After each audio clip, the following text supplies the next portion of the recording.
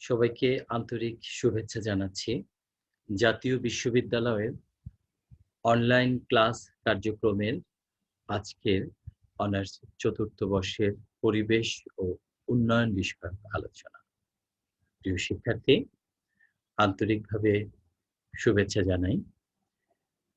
পরিবেশ ও উন্নয়ন বিষয়ক ইতোমধ্যে ৬টি ক্লাস আমরা পরিচালনা করেছি। আজকে ৭ম ক্লাসে আলোচনা করব পরিবেশ বিষয়ক ইস্যু ও রাজনীতি। সঙ্গত কারণেই পরিবেশ বিষয়ক ইস্যু ও রাজনীতি কোর্সটি অত্যন্ত গুরুত্বপূর্ণ। আন্তর্জাতিক রাজনৈতিক প্রেক্ষাপটে এ যাবৎকাল পর্যন্ত পরিবেশ বিষয়ক যত রকমের সামিট হয়েছে, প্রোটোকল হয়েছে, যে এজেন্ডা গ্রহণ করা হয়েছে, সেগুলোর বাস্তবিক প্রেক্ষাপট এবং আন্তর্জাতিক রাজনীতিতে তার গুরুত্ব সার্বিক পর্যালোচনা আজকের আলোচনার মুখ্য আলোচ্য বিষয়। প্রিয় শিক্ষার্থী, ৪র্থ বর্ষের এই অনলাইন ক্লাস কার্যক্রমের আজকের এই ৪র্থ ক্লাসে ৭ম ক্লাসে আমি সকলকে আবারও স্বাগত জানাচ্ছি। শিক্ষার্থী, আমি আপনাদের সাথে রয়েছি এম তারিকুজ্জামান, সহকারী অধ্যাপক, রাষ্ট্রবিজ্ঞান বিভাগ, সরকারি ব্রজমোহন কলেজ। আজকের যে আলোচ্য বিষয় environmental issues and international politics. আমরা পুরো লেকচারটা উপভোগ করব এবং তথ্যভিত্তিক আলোচনা করব এবং সামগ্রিক আলোচনায় সকলকে মনোনিবেশ করার জন্য আমি অনুরোধ করছি। আজকে যে বিষয়গুলো নিয়ে আলোচনা করব সেগুলোকে আমি ৩টি ভাগে ভাগ করেছি। Scientific assessment of climate change and its impacts. Climate চেঞ্জকে আমরা সায়েন্টিফিক্যালি অ্যাসেস করব এবং তার যে ইম্প্যাক্ট কি আছে সে সম্পর্কে আমাদের আজকে আলোচনায় থাকবে।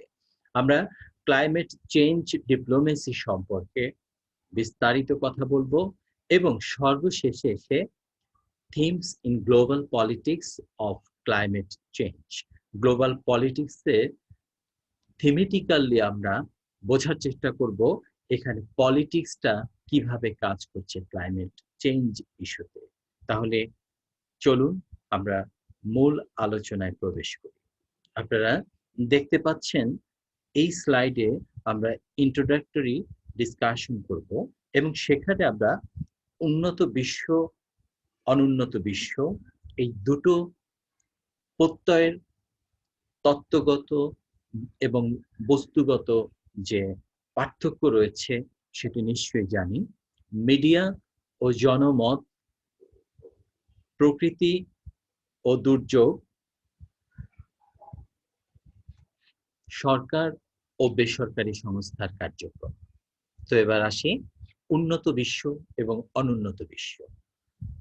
সঙ্গত কারণেই উন্নত বিশ্ব বলতে আমরা যদি আমাদের মানচিত্রের উপরের অংশে ইউরোপীয় কান্ট্রিগুলোকে দেখি, আমরা যদি মার্কিন যুক্তরাষ্ট্র, আমেরিকান যে কয়েকটি দেশ, কানাডা, মার্কিন যুক্তরাষ্ট্র, ইউরোপীয় ইউনিয়নের কিছু দেশ এবং আমাদের এশিয়ার কিছু অঞ্চল, কিছু দেশ লক্ষ্য করি, মানচিত্রের উপরিভাগের যে দেশগুলো রয়েছে সেই দেশগুলোকে আমরা কিছু উন্নত দেশ হিসেবে বলতে পারি, যারা টোটাল পপুলেশনের সাইজের দিক দিয়েও যেমন কম, আবার সম্পদের দিক থেকেও তারা অনেক বৃহত্তর।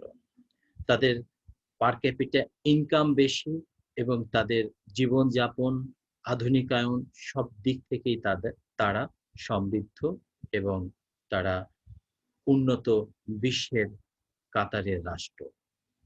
অনুন্নত বিশ্ব ঠিক তার একটি বিপরীত অবস্থা, যে রাষ্ট্রগুলো ফুড সিকিউরিটি নেই, সোশ্যাল সিকিউরিটি নেই এবং যে রাষ্ট্রগুলো সর্বতোভাবেই নানাবিধ সমস্যায় জর্জরিত থাকে, অর্থনৈতিক যে অবস্থা সেটা একটি ভঙ্গুর অর্থনৈতিক ব্যবস্থা।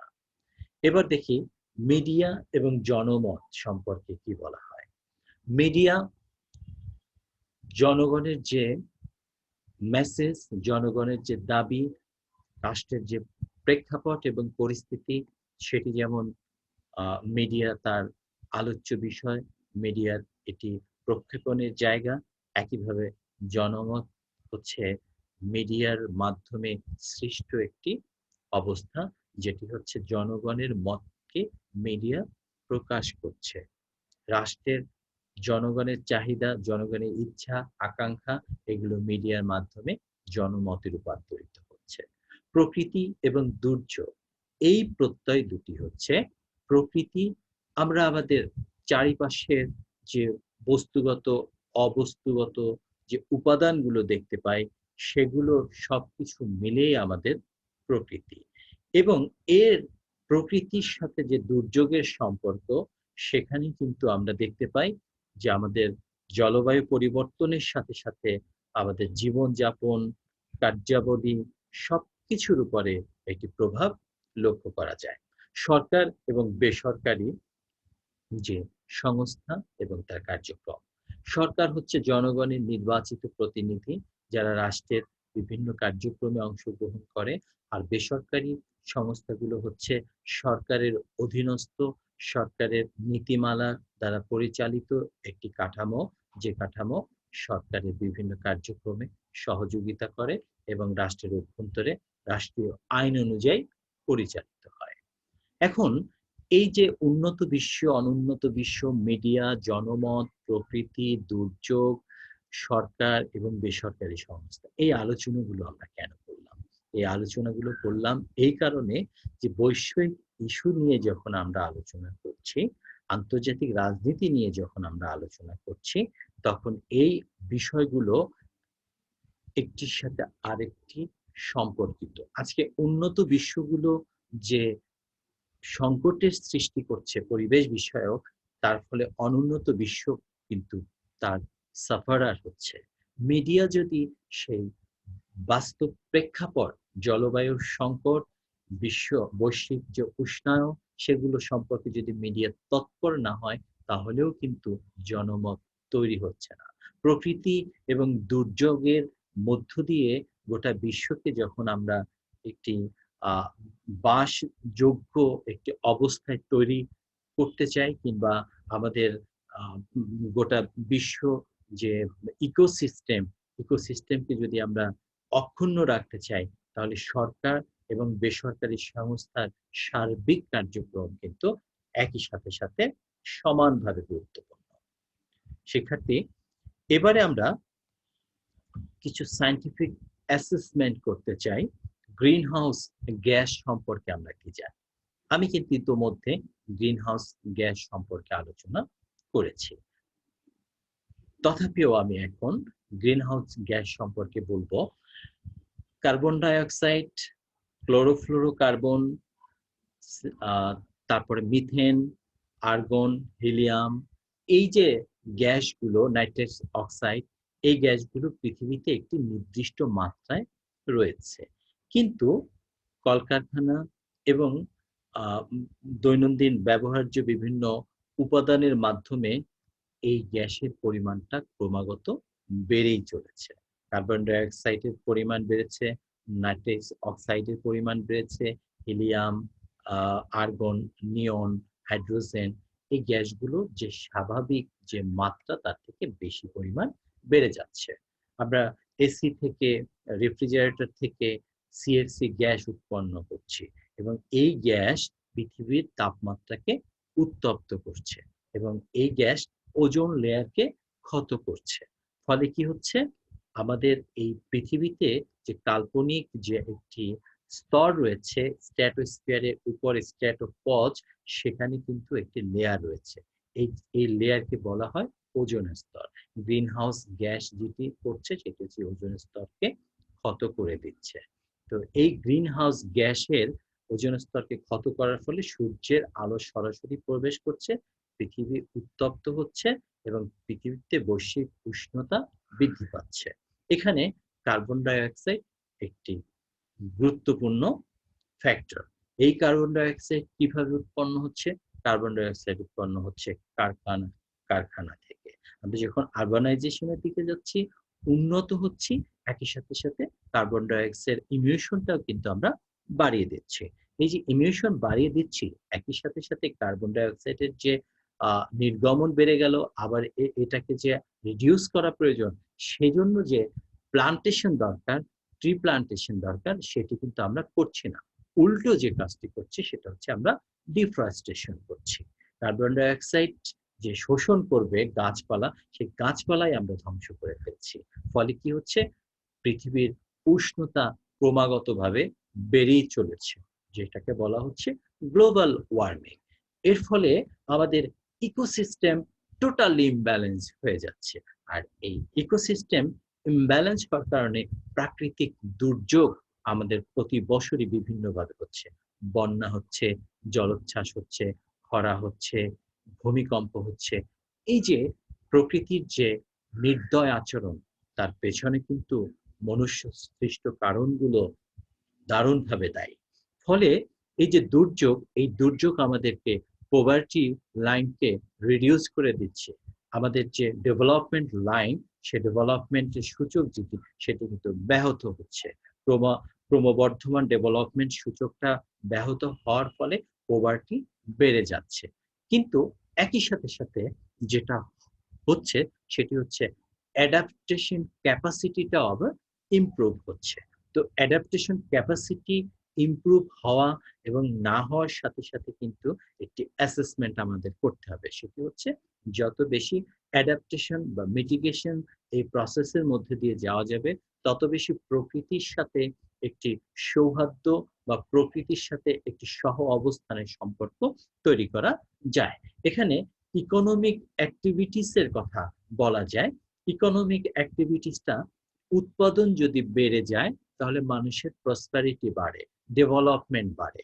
যখন আমরা দেখব কয়েক বছর পর পর বড় রকমের বন্যা, জলোচ্ছ্বাস, মহামারী তৈরি হচ্ছে, তখন কিন্তু আমাদের আমাদের যে রিজার্ভেশনের উপরে প্রভাব পড়ে, আমাদের যে এমপ্লয়মেন্টের উপরে প্রভাব পড়ে, আমাদের সোর্স অফ ইনকামের উপরে প্রভাব পড়ে। ফলে ইকোনমিক অ্যাক্টিভিটিস এর জায়গাটা এসে দেখা যায় যে আমাদের যে উন্নয়নের সূচক, সেটি ব্যাহত হয়, আমাদের গ্রোথটা পিছিয়ে যায়।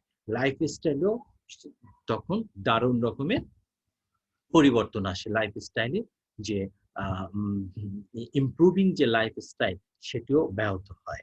কাজেই অর্থনীতির সাথে লাইফস্টাইলের একটা বিশেষ সম্পর্ক রয়েছে। ইন্ডাস্ট্রিয়াল রেভলিউশন একটা বড় গুরুত্বপূর্ণ বিষয়। উন্নয়ন বলতে গিয়ে আমরা ইন্ডাস্ট্রিয়ালাইজেশনকে বুঝি, পরিবর্তনকে বুঝি। তবে সেই উন্নয়নটা ইন্ডাস্ট্রিয়াল ডেভেলপমেন্ট হলেই যে সেটি বেসিক্যালি উন্নয়ন হয় না, সে সম্পর্কে আমরা আগেও যেমন আলোচনায় বলেছি বারবার, আবার সামনেও আমি সেই আলোচনাটি করব। আইপিসিসি, এটা হচ্ছে 1988 সালে প্রতিষ্ঠিত একটি সংস্থা, inter governmental panel on climate change. এই সংস্থাটি পৃথিবীতে পরিবেশ বিষয়ক গবেষণার জন্য কাজ করছে। হাই সি লেভেল, আমাদের যখন দেখছি গ্লোবাল ওয়ার্মিং বেড়ে যাচ্ছে, গ্লোবাল ওয়ার্মিং বেড়ে যাওয়ার ফলে যে পৃথিবীতে জমে থাকা লক্ষ লক্ষ বছর ধরে জমে থাকা যে বরফ রয়েছে, সেই বরফগুলো কি হচ্ছে, সেই বরফগুলো গলতে শুরু করেছে। এই গলতে থাকার কারণে বরফ গলা পানিটা সমুদ্রের পানির সাথে মিশে গিয়ে সমুদ্রের পানির স্তর উচ্চ হয়ে যাচ্ছে। ফলে ভূভাগের নিম্ন অঞ্চল নিমজ্জিত হচ্ছে। এটি হচ্ছে হাই সি লেভেল। এবং স্নো অ্যান্ড আইস, এটি হাই হাই সি লেভেলের সাথে সংশ্লিষ্ট। যেখানে যেখানে স্নো এবং আইস রয়েছে, গ্লোবাল ওয়ার্মিং এর ফলে সেটি কিন্তু আস্তে আস্তে করে ছোট হয়ে যাচ্ছে। পরিসরটা সম্প্রসারিত যে পরিসরটা ছিল, সেটি কিন্তু আর থাকছে না। এর ফলে কি হচ্ছে, সেই আইস আইস লেভেল গুলো যখন কমতে শুরু করে, তখন সেই পানিটা, তরল পানিটা কিন্তু সমুদ্রের পানির সাথে গিয়ে মিশে যাচ্ছে। আরেকটি বিষয় হচ্ছে প্ল্যান্ট অ্যান্ড ওয়াইল্ড লাইফ। এখানে যে প্ল্যান্ট গুলো রয়েছে পৃথিবীতে, বিভিন্ন বনাঞ্চল, অ্যামাজন জঙ্গলের কথা আমরা জানি। তারপর পৃথিবীতে যে রেশিওতে ভূভাগের সাথে যে রেশিও অনুযায়ী বনাঞ্চল থাকা দরকার সেটি কিন্তু নাই। আমরা জানি 3 ভাগ স্থল, 1 ভাগ জল, আহ, এক এক ভাগ স্থল, 3 ভাগ পৃথিবীতে জলরাশি। তো সেই 1 ভাগ যে জলরাশি রয়েছে তার 25% থাকা দরকার হচ্ছে আহ, হচ্ছে অরণ্য কিংবা গাছপালা, বনভূমি, কিন্তু সেই পরিমাণে কিন্তু বনভূমি নেই। ফলে আমাদের ডেভেলপমেন্ট আসপেক্ট বলি, আমাদের যে কোনো ফ্রেমওয়ার্কই বলি না কেন, আমাদের এনভায়রনমেন্ট একটি ঝুঁকিপূর্ণ একটা এনভায়রনমেন্ট হয়ে যাচ্ছে। সেখানে আমরা ডেভেলপমেন্টটাকে সাস্টেইন করাতে পারছি না, কারণ সেই ডেভেলপমেন্ট সাস্টেইনেবল হচ্ছে না। সেজন্য আমাদের এই পভার্টি লাইন, ক্রমবর্ধমান যে ডেভেলপমেন্টের যে সূচক সেটি কিন্তু স্টেবল হচ্ছে না। তো এগুলো ছিল আমাদের সায়েন্টিফিক অ্যাসেসমেন্ট, আমাদের জলবায়ুর সাথে সংশ্লিষ্ট আমার আপনার প্রত্যেকের লাইফস্টাইলের সাথে অ্যাডাপ্টেশন, ইকোনমিক্যাল অ্যাক্টিভিটিস, আমার ইন্ডাস্ট্রিয়াল সিচুয়েশন, ইন্ডাস্ট্রিয়াল যে গ্রোথ, ইকোনমিক্যাল গ্রোথ, এই সব কিছুই কিন্তু আমাদের ডেভেলপমেন্টের একটি অংশ। এবং সেখানে যদি ডেভেলপমেন্টটা সাস্টেইনেবল করতে চাই, তাহলে অবশ্যই ইকো ফ্রেন্ডলি হতে হবে, সেটি অবশ্যই আমাদের এনভায়রনমেন্ট ফ্রেন্ডলি হতে হবে। এবং সেটি কিন্তু এখন ডেভেলপমেন্ট যে ভাবনা, সেই ভাবনার একটি মৌলিক জায়গা নিয়ে নিয়েছে। শিক্ষার্থী, এবার আমরা দেখতে পাচ্ছি স্লাইডে ক্লাইমেট চেঞ্জ ডিপ্লোমেসি। আমরা ক্লাইমেট চেঞ্জ ডিপ্লোমেসি নিয়ে আজকে আলোচনায় গুরুত্বপূর্ণ একটি অংশ নিয়ে আলোচনা করব। ক্লাইমেট চেঞ্জ ডিপ্লোমেসি নিয়ে এখন পর্যন্ত পৃথিবীতে অনেক কাজ হয়েছে। পৃথিবীতে ক্লাইমেট চেঞ্জ যে হচ্ছে এবং তার যে ভয়াবহতা, সে সম্পর্কে নানান রকমের গবেষণা হয়েছে, নানা ধরনের কর্মসূচি হয়েছে, এবং পৃথিবীতে এই ক্লাইমেট চেঞ্জের জন্য যে রাষ্ট্রগুলো দায়ী, তারা প্রকারান্তরে স্বীকার করলেও কার্যত তারা সেজন্য যে ব্যবস্থা গ্রহণ করা দরকার সেটি কিন্তু তারা করছে না। তারা কিন্তু কম্পেনসেশন দিচ্ছে না, বরং এটা নিয়ে একটি আর্গুমেন্ট হচ্ছে, এটা নিয়ে একটি নেগোসিয়েশন হচ্ছে। আর এই নেগোসিয়েশন কিংবা আর্গুমেন্ট, বার্গেন যে জায়গাটাই বলি, সেটি কিন্তু একটি পলিটিক্সের জায়গা। আর সেই জায়গা থেকেই কিন্তু আমরা পলিটিক্যাল সায়েন্সের এনভায়রনমেন্ট অ্যান্ড ডেভেলপমেন্ট কোর্সটি অন্তর্ভুক্ত করা হয়েছে। তাহলে আমরা দেখি যে 1979 সালে ফার্স্ট ওয়ার্ল্ড ক্লাইমেট কনফারেন্স হয়েছিল। 1988 সালে inter governmental panel on climate change IPCC প্রতিষ্ঠিত হয়েছে। 1992 সালে আর্থ সামিট হয়েছিল রিও ডি জেনেরির ব্রাজিলে।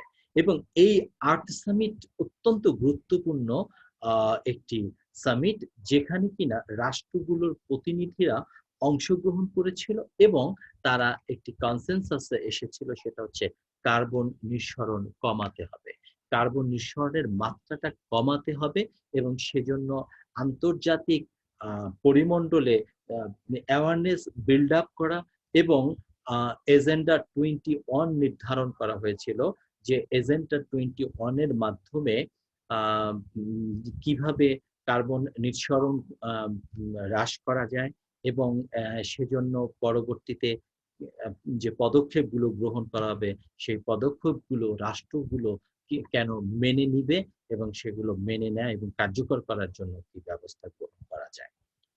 পরবর্তীতে আমরা দেখলাম এই ধারাবাহিকতা অব্যাহত থাকলো এবং কনফারেন্স অফ দ্য পার্টিস কোপ 1 যেটি হয়েছিল 1995 সালে বার্লিনে, 1997 সালে কনফারেন্স অফ দ্য পার্টিস কোপ 2 সেটি হয়েছিল জেনেভায়, এবং 2019 সালে কনফারেন্স অফ দ্য পার্টিস কোপ 25 যেটি হয়েছে স্পেনের মাদ্রিদে। এমনিভাবে ধারাবাহিকভাবে যে কনফারেন্স গুলো হচ্ছে, সেই কনফারেন্স গুলো মাধ্যমে আন্তর্জাতিক একটি কনসেনসাস বিল্ড আপ করা হচ্ছে পলিটিক্যাল ফিগারদের মধ্যে, স্টেটমেন্টদের ভিতরে। আমরা দেখলাম 2020 সালে কোভিড-19 পরিস্থিতির কারণে যে সামিট হওয়ার কথা ছিল COP26, সেটি হয়নি, সেটি পোস্টপন্ড করা হয়েছিল এবং সেটি নির্ধারণ করা হয়েছে 2021 সালে, যেটি অনুষ্ঠিত হবে গ্লাসগো, স্কটল্যান্ডে। এবার 1997 সালে কিয়োটো কনফারেন্স সম্পর্কে আমি প্রোটোকল সম্পর্কে আমি আলোচনা করব। 1997 সালে একটি প্রোটোকল গ্রহণ করা হয়, যেটি কিনা আর্থ সামিটের আলোচ্য বিষয়ের প্রেক্ষাপটে 1992 সালে, এবং সেখানে কিছু গুরুত্বপূর্ণ আলোচনা হয়েছে যেগুলো পরবর্তীতে ক্লাইমেট চেঞ্জ ডিপ্লোমেসিতে ব্যাপকভাবে প্রভাব বিস্তার করেছে। আমরা সেই সম্পর্কে আলোচনা করব।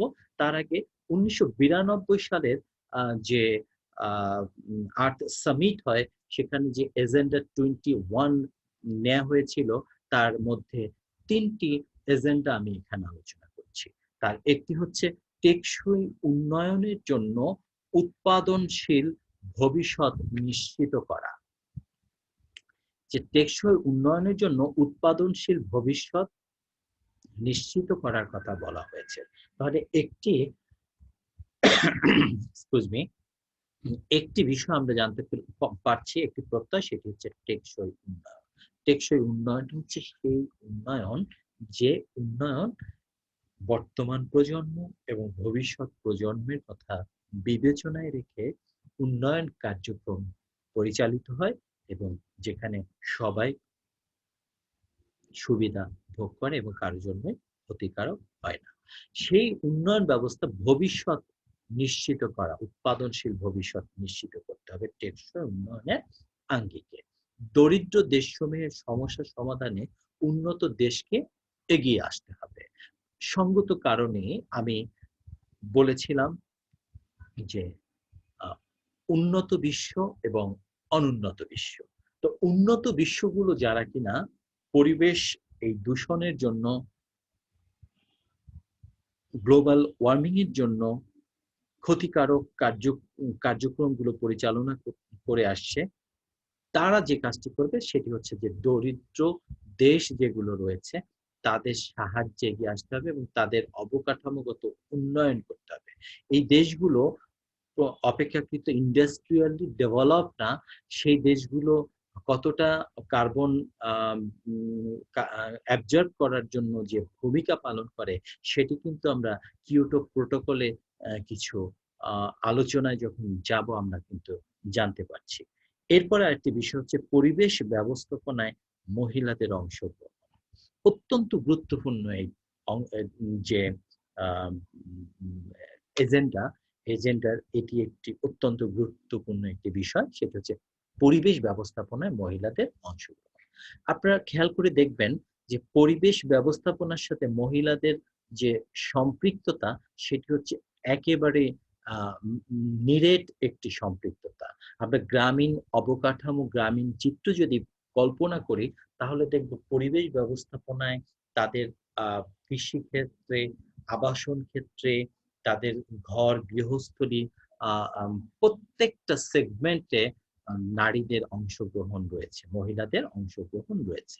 তাহলে যেটি করতে হবে যে তাদেরকে অ্যাড্রেস করতে হবে, তাদের এই যে অবদান, সেই অবদানকে কিন্তু আলোচ্য বিষয়াদির মধ্যে অন্তর্ভুক্ত করতে হবে এবং তাদের এই অবদানকে স্বীকৃতি দিতে হবে।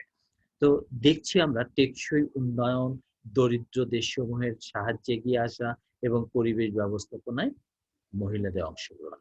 এজেন্ডা 21 এর মৌলিক অনেক বিষয় আলোচনা ছিল, তার ভিতরে আমি সংক্ষেপে 3টি বিষয় নিয়ে এখানে আলোচনা করলাম। এবার আমরা আসি কিয়োটো প্রোটোকল, যেটা কিনা সাস্টেইনেবল ডেভেলপমেন্ট গোলকে এনশিওর করার জন্য করা হয়েছিল, এবং সেখানে বৈশ্বিক উষ্ণতা রোধে জাপানের প্রাচীন রাজধানী কিয়োটোতে 11 ডিসেম্বর 1997 সালে কার্বন নির্গমন কমানোর একমাত্র আইনগত চুক্তি করা হয়েছিল, United Nations framework convention on climate change, যাদের তত্ত্বাবধানে। এখানে বহুজাতিক রাষ্ট্রগুলো একটি চুক্তির মাধ্যমে একটি একটি প্রোটোকল তারা গ্রহণ করেছিল, যেখানে 169টি রাষ্ট্র অংশগ্রহণ করেছিল, এবং এদের কার্বন নিঃসরণের যে মাত্রা, সেটি কিভাবে রোধ করা যায় সেজন্য এই প্রোটোকলটি গ্রহণ করা হয়েছিল।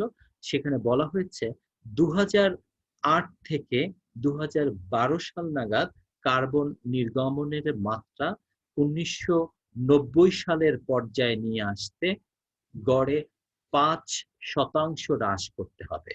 অর্থাৎ 2008 থেকে 12 এই সময়ের মধ্যে কার্বন নির্গমনের মাত্রাটাকে গড়ে 5% রিডিউস করে 1990 সালের যে কার্বনের যে মাত্রা ছিল পৃথিবীতে সেই মাত্রায় নিয়ে আসতে হবে।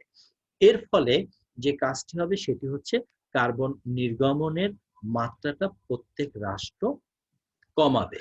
এখন এখানে আবার বলা হয়েছে যে রাষ্ট্রগুলো শিল্প উন্নত রাষ্ট্র, সেই রাষ্ট্রগুলো যদি কার্বন নিঃসরণের মাত্রা কমাতে যায়, তাহলে তাকে ইন্ডাস্ট্রিয়াল যে রেভুলেশন তার হয়েছে, ডেভেলপমেন্টের যে পরিসর ব্যাপ্তি বেড়েছে, সেটি ব্যাহত হয়। তাহলে যে কাজটি করতে হবে তাকে যে অতিরিক্ত যে কার্বন সে নির্গমন করছে, সেজন্য তাকে একটি দায় স্বীকার করতে হবে এবং একটি কম্পেনসেশন দিতে হবে। অর্থাৎ এই অতিরিক্ত কার্বনটাকে যাতে সে বিক্রি করতে পারে, অতিরিক্ত কার্বন নির্গমনের জন্য যে কান্ট্রিগুলো এই কার্বনকে অ্যাবজর্ব করছে তাদের কাছে বিক্রি করে তাদের যে হচ্ছে পরিবেশ বিষয়ক যে কর্মসূচিগুলো আছে, উন্নয়ন পরিকাঠামোর যে কর্মসূচি আছে, সেগুলোতে তারা আর্থিক সাহায্য করবে।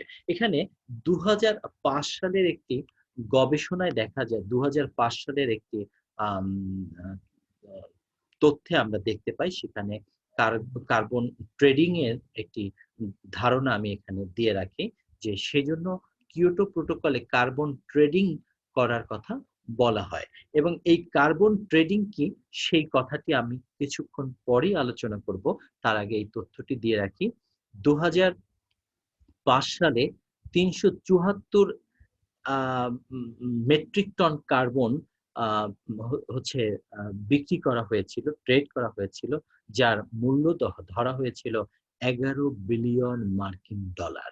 কাজেই যে রাষ্ট্রগুলো ব্যাপক পরিসরে ইন্ডাস্ট্রিয়াল হয়েছে এবং কার্বন ইমিশন করছে, তাকে কিন্তু এই কার্বন ট্রেডিং এর মাধ্যমে এক ধরনের লিগেসি দেয়া হলো, যে লিগেসির মাধ্যমে ওই কান্ট্রিগুলো কার্বন ইমিশন করবে, আর অন্যদিকে যে কান্ট্রিগুলো তার সে বরাদ্দকৃত যে ম্যাক্সিমাম কার্বন ইমিশন, সেটিকে যারা টাচ করছে না বরং কম কার্বন ইমিশন করছে, বিনিময়ে তারা কার্বন নিঃসরণে ভূমিকা রাখছে, তারা অ্যাবজর্বে ভূমিকা রাখছে, বিনিময়ে তারা কি হচ্ছে, ওই কার্বন ট্রেডিং এর অন্তর্ভুক্ত হয়ে আর্থিক সুযোগ সুবিধা পাচ্ছে, যে অর্থ পরিবেশ উন্নয়ন খাতে ব্যবহার হচ্ছে।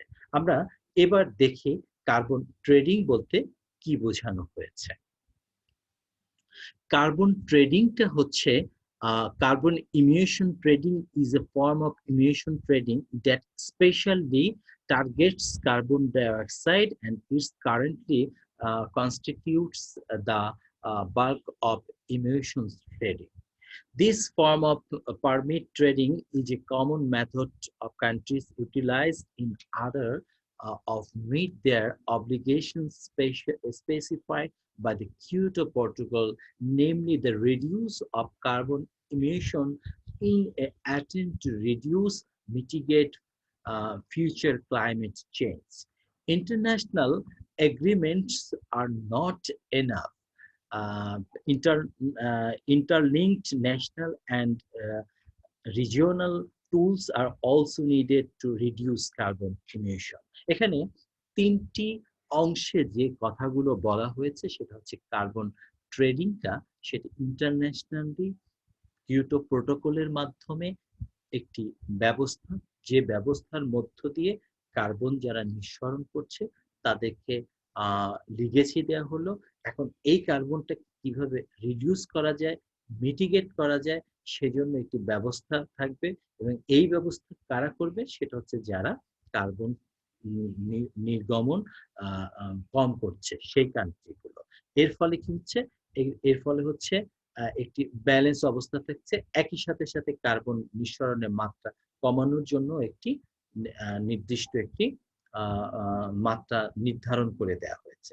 এখানে আমরা ব্যাপারটাকে এভাবে দেখতে পারি, কার্বন ট্রেডিংটা কিভাবে হয়। কার্বন ট্রেডিংটা হয় ইন্ডাস্ট্রিয়াল কান্ট্রিগুলো তার ইন্ডাস্ট্রি তৈরি করেছে, সেখান থেকে কার্বন ডাইঅক্সাইড, কার্বন নির্গমন হচ্ছে।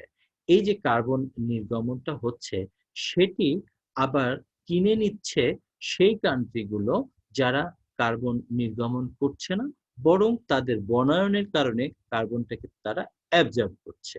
ফলে কি হচ্ছে, সেই কান্ট্রিগুলো গ্রিন প্ল্যানেট করছে।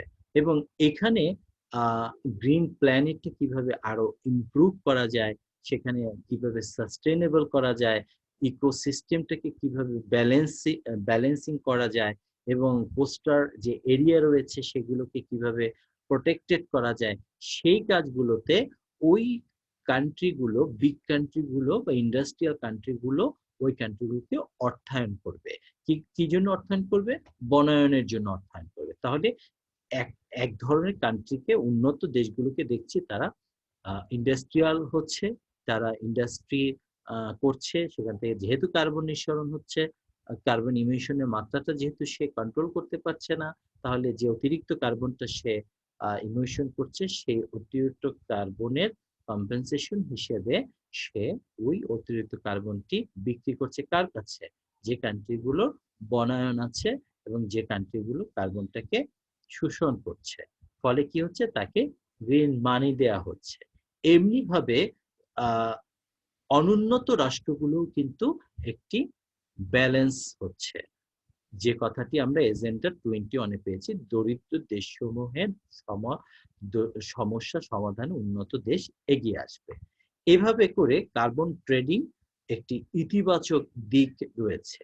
আমরা বাংলাদেশ যে আম, পরিমাণ কার্বন নিঃসরণ করার আমাদের ক্যাপাসিটি, আমাদের যে মাত্রা ধরে দেওয়া হয়েছে, আমরা কিন্তু তার থেকে অনেক কম কার্বন নিঃসরণ করি। আমরা মাত্র 0.3% কার্বন নিঃসরণ করছি, যেটি কিন্তু কিনা আমরা 1.5 পর্যন্ত আমরা নিঃসরণ করার তো আমাদের আমাদের সেই কিয়োটো প্রোটোকলের শর্ত অনুযায়ী আমরা কিন্তু সে ম্যাক্সিমাম কার্বন নিঃসরণ করতে পারি। তো কাজেই দেখা যায় যে আমরা সেটি তো করছি না, বরং কি হচ্ছে, আমরা কার্বনটাকে কিভাবে কার্বন যে কান্ট্রিগুলো নিঃসরণ করছে তাদের সেই কার্বনটাকে আমরা পরিবেশের ভারসাম্য রক্ষার্থে আমরা শোষণ করছি। ফলে কার্বন ট্রেডিং এ বাংলাদেশের একটি উজ্জ্বল সম্ভাবনা রয়েছে কার্বন ট্রেডিং এ অন্তর্ভুক্ত হওয়ার, এবং কার্বন ট্রেডিং এর মাধ্যমে আমাদের কোস্টাল এরিয়া, আমাদের বনায়ন এবং আমাদের যে ইকোসিস্টেম, গ্রিন প্ল্যান্ট, এগুলোকে আমরা কন্টিনিউ করতে পারবো। এখন আমরা দেখব যে themes in global politics of climate change. এখানে গ্লোবাল পলিটিক্সে কিছু ফেনোমেনা রয়েছে, কিছু কান্ট্রি রয়েছে, কিছু অ্যাক্টর রয়েছে। এখানে বলে রাখা ভালো যে ইউএস এর রোল কি। আন্তর্জাতিক রাজনীতিতে যদি বলি, ইউএস এর রোলটি খুবই পরিষ্কার। ইউএসএ পৃথিবীতে সর্বাপেক্ষা শক্তিশালী রাষ্ট্র। তার হার্ড পাওয়ারের কথা বলি, তার সফট পাওয়ারের কথা বলি, তার স্মার্ট পাওয়ারের কথা বলি, যে বিবেচনায় আমরা বলি না কেন, ইউএসএ কিন্তু শক্তিশালী একটি রাষ্ট্র। এবং তার যে মাথাপিছু আয় এবং মাথাপিছু কার্বন নিঃসরণের মাত্রাটাও তুলনামূলকভাবে অনেক বেশি। এই যে ইউএসএ ইউএসএ যদি বাস্তবিক অর্থে একটি গুরুত্বপূর্ণ রোল পালন করে, এবং অন্যান্য কান্ট্রিগুলো কিন্তু ইউএস এর এই ইতিবাচক রোলের প্রতি সহায়ক এবং সদার্থক একটি আচরণ করে। আমরা দেখতে পাই ইউএস এর বর্তমান প্রেসিডেন্ট ডোনাল্ড ট্রাম্প, তিনি জলবায়ু তহবিলের যে সাহায্য, সেই সাহায্য তিনি রিডিউস করার হুমকি দিয়েছেন, এবং জলবায়ু বিষয়ক যে সামিট গুলো হচ্ছে, সেখানে যে ইউএস এর যে স্বতঃস্ফূর্ততা, সেটি আমরা বর্তমান প্রেসিডেন্ট ডোনাল্ড ট্রাম্পের সময় লক্ষ্য করছি না। এর ফলে যেটা হচ্ছে, পৃথিবীতে যে সময় ইন্টারন্যাশনালি অ্যালায়েন্স থাকা দরকার, সেটি কিন্তু হচ্ছে না। তার কারণ হচ্ছে যে আমাদের ইকোলজিক্যাল জাস্টিসের প্রতি আমাদের ওবে থাকা দরকার, সেটি রাষ্ট্রগুলোর নেই। যে ইকোলজিক্যাল জাস্টিস, আমরা ইকোলজি অন্তর্ভুক্ত বনায়ন রয়েছে, আমাদের নগরায়ন রয়েছে, আমাদের সমুদ্র সীমা রয়েছে, আমাদের ভূপ্রকৃতি, আমাদের আবহাওয়া, জলবায়ু, আমাদের ভূমণ্ডল সবকিছু মিলেই তো আমাদের ইকোলজি। এবং এই ইকোলজিক্যাল জাস্টিস যদি প্রিভেল না করে, তাহলে এখানে মনুষ্য বসবাসের জন্য, প্রাণী বসবাসের জন্য মারাত্মক রকমের হুমকি আমাদের প্রতিনিয়ত এই চ্যালেঞ্জ গুলোর মধ্য দিয়ে নিতে হচ্ছে। এবং এই চ্যালেঞ্জ গুলোর মধ্য দিয়ে এই সমস্যা যে উৎপত্তি হচ্ছে, সেটি মীমাংসা করার জন্য কেউ থাকছে না। তার কারণ হচ্ছে সুনির্দিষ্ট কোনো অ্যাক্টর থাকছে না। সেখানে government actor, non government actor, NGO actor, তাদের কিন্তু একটি গুরুত্বপূর্ণ রোল থাকতে হয়। এবং এখানে আমরা দেখি সরকারের বিভিন্ন এজেন্ট গুলো যারা রয়েছে, তারা এই ক্লাইমেট ইস্যুস ইস্যুস এজেন্ডা বাস্তবায়ন করার জন্য যখন সহায়ক ভূমিকা পালন করে, তখন ইন্টারন্যাশনালি যে আরবিট্রেশন হয়, ইন্টারন্যাশনালি যে অ্যালায়েন্স হয়, বার্গেইন হয়, সেখানে গুরুত্বপূর্ণ পজিটিভ কিছু রেজাল্ট আসে। আমাদের প্রধানমন্ত্রী, মাননীয় প্রধানমন্ত্রী শেখ হাসিনা বাংলাদেশের এনভায়রনমেন্টাল যে ক্যালামিটি রয়েছে, এনভায়রনমেন্টাল যে যে ক্রাইসিস রয়েছে, সেটি আন্তর্জাতিক পর্যায়ে একাধিকবার তিনি অ্যাড্রেস করেছেন। এবং আমাদের কনস্টিটিউশনেও এনভায়রনমেন্টাল ইস্যুসটাকে অন্তর্ভুক্ত করা হয়েছে। আমরা আমাদের বাজেটে এনভায়রনমেন্টাল যে যে সিচুয়েশন আমাদের রয়েছে, সেখানে যে ক্লাইমেট চেঞ্জ হচ্ছে, সেখানে যে আমাদের ভালনারেবিলিটি, সেগুলোকে কিভাবে ইমপ্রুভ করা যায়, কোস্টাল এরিয়া গুলোকে কিভাবে আমাদের টেকসই উন্নয়নের আওতায় এনে তাদের জীবন মানের উন্নয়ন করা যায়, সেজন্য কিন্তু কাজ করছে। কিন্তু মাননীয় প্রধানমন্ত্রীর যে শুভ উদ্যোগ, সেটি একটি ছোট রাষ্ট্রের পক্ষে খুব বেশি ভূমিকা হয়তো রাখা সম্ভব হয় না। কিন্তু সেখানে অ্যাক্টরস এর অভাব থাকার কারণে, স্টেটমেন্টের অভাব থাকার কারণে, অ্যালায়েন্স না হওয়ার কারণে এনার্কি তৈরি হয়। আর এই এনার্কি কিন্তু অবিসম্ভাবী। কি কারণে? আমাদের ইউনাইটেড নেশন স্টেট রয়েছে, কিন্তু সেখানে যদি এই যে যে ফ্রেমওয়ার্ক গুলো হচ্ছে ক্লাইমেট চেঞ্জের উপরে, সেগুলো যদি বাস্তবায়ন না হয়, শুধু আলোচনা সর্বস্ব হয়, তাহলে প্রকৃতপক্ষে সেটি হয় না। ফলাফলটা কিন্তু ইতিবাচকভাবে আসবে না। আমরা বারবার লক্ষ্য করছি উন্নয়ন পরিকাঠামোতে সাস্টেনেবল ডেভেলপমেন্ট যে গোল, সেটি ২০১৬ থেকে ২০৩০ কে ইন্ডিকেট করা হয়েছে। সেখানে ১৭টি গোলকে সেট করা হয়েছে। কিন্তু এই ১৭টি গোলের ভিতরে জলবায়ু পরিবর্তনও একটি গোল রয়েছে। এবং সেখানে আমরা যে লক্ষ্যমাত্রাগুলো সরকার নির্ধারণ করে, জাতিসংঘ নির্ধারণ করেছে, সেগুলো অর্জন করার জন্য পলিটিক্যাল যে অ্যালায়েন্স থাকা দরকার, পলিটিক্যাল যে ফ্রেমওয়ার্ক এর মধ্য দিয়ে যে একটা আল্টিমেট টার্গেট থাকা দরকার, সেটি হয় না। তার কারণ হচ্ছে এখানে সুনির্দিষ্ট কোনো নেতৃত্ব বা লিডারশিপ তৈরি হচ্ছে না। যার ফলে এনার্কি তৈরি হচ্ছে। তো আমরা এমনিভাবে গ্লোবাল অ্যাওয়ারনেস এর মধ্য দিয়ে ইকোলজিক্যাল জাস্টিসকে যাতে করে এনশিওর করা যায়, সেটি বিবেচনায় রেখে নিশ্চয়ই আশা করি একসময় পলিটিক্যাল অ্যালায়েন্স যখন তৈরি হবে, তখন ক্লাইমেট চেঞ্জের যে ক্ষতিকারক অবস্থা, সেটি উত্তরণের জন্য যথাযথ ব্যবস্থা সরকার, রাষ্ট্র, ইন্টারন্যাশনালি গ্রহণ করবে। এবং সেই প্রত্যাশা আমাদের সকলের প্রতি থাকলো। প্রিয় শিক্ষার্থী, আজকে এই আলোচনায় আপনারা যারা অংশগ্রহণ করেছেন, যারা পুরো আলোচনাটি শুনলেন এবং শুনবেন, তাদেরকে আমি অনুরোধ করব আপনারা আলোচনার সূত্র ধরে তথ্যভিত্তিক বিভিন্ন সোশ্যাল মিডিয়াতে, ইউটিউবে, গুগলে সার্চ দিয়ে আপনারা এই সংক্রান্ত আরো ডিটেলস তথ্য পাবেন এবং আপনাদের পাঠ্য বই পাবেন। এবং আজকের এই আলোচনাটি নিঃসন্দেহে অনেক গুরুত্বপূর্ণ কিছু বিষয় আলোচনা হয়েছে, এবং সেগুলো আপনাদের জন্য সহায়ক হবে বলে আমি দৃঢ়ভাবে আশা করি। আপনাদের সকলের সার্বিক উন্নতি এবং সুস্বাস্থ্য কামনা করছি। পরবর্তী ক্লাসে অংশগ্রহণ করার জন্য আপনাদেরকে আহ্বান জানাচ্ছি। আজ এখানেই শেষ করলাম। সবাই ভালো থাকবেন, সুস্থ থাকবেন। আল্লাহ হাফেজ।